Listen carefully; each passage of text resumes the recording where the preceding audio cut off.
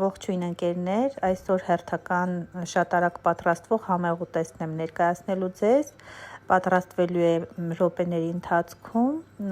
մենք այսօր պատրաստելու ենք խաշլամա, սակայն արդեն նախապես պատրաստի շոգեխաշված տավարի մսով։ Ուտեստը պատրաստելու համար նախապես 5-6 կարտոֆիլ կեղևազրկում ենք, լավ լվանում ենք, ջուր ենք լցնում վրան և դնում ենք, որպեսզի շոգեխաշվի։ Այնքան եփվի, մինչև փխրուն կարտոֆիլ լինի, կանջատենք գազօջախից կդնենք մի կողմ, այստեղ արդեն կպատրաստենք տապակած բանջարեղենները, մեզ անհրաժեշտ կլինի 100 գրամ կարագին ավելացնել կանաչ ծող և գունավոր պղպեղներ ընկերներ ջան, այս ամենը միասին մի լավ կտապակենք, որպեսզի մի փոքր փափկի և վրան կշարենք կարտոֆիլները արդեն նախապես եփված, մեզ արդեն օգնության կհասնի շոգեխաշված տավարի միսը, հայերեն ասած տուշոնկան, որովհետև բոլորս սովորենք, չէ, մենք տուշոնկա ասել, ոչ մեկս էլ չենք ասում շոգեխաշված տավարի միս, հազվադեպ ենք օգտագործում այդ նախադասությունը, այնպես որ շոգեխաշված տավարի միս ենք գնում խանութից և պատրաստում ենք խաշլամա, շատ արագ է պատրաստվում, կարտոֆիլը երբ որ արդեն տեղավորում ենք տապակած բանջարեղենի վրա, այսինքն սոխի և պղպեղների վրա, վրան լցնում ենք շոգեխաշված տավարի միսը, մի փոքր ջուր ենք ավելացնում, կարելի է նաև կարտոֆիլի ջուրը օգտագործել և կարող ենք նաև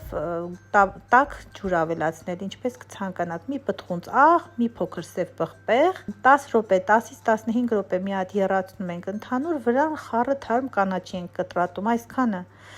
Սրանից համեղ խաշլամա հուսամ ոչ մի անգամ չեք կերել, որովհետև կարտոֆիլը մսից համեղ է, այնտեղ արդեն պետք էլ չի, որ միս լինի, կարելի է հենց այսպես կարտոֆիլը շատ համեղ հացով թաթախել, ջուրը շատ համեղ է ստացվում, իսկ կարտոֆիլը փխրուն բերանի մեջ հալվում է,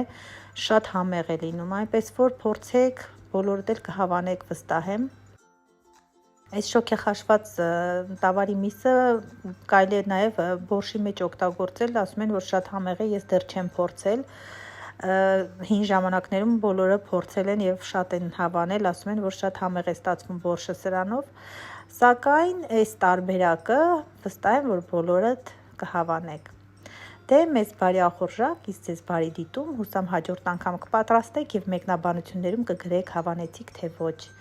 Իսկ ես ձեզ ասում եմ ցտեսություն, մինչ նոր տեսանյութի հանդիպում, չեմ մոռանա ասել, որ եթե ցանկանում եք ինձ օգնած լինել, անպայման տեսանյութը հավանեք, իսկ եթե չեք բաժանորդագրվել, ուրեմն բաժանորդագրվեք, որպեսզի տեղյակ լինեք իմ հաջորդ տեսանյութերի մասին։ Այսքանը, սիրում եմ բոլորիդ։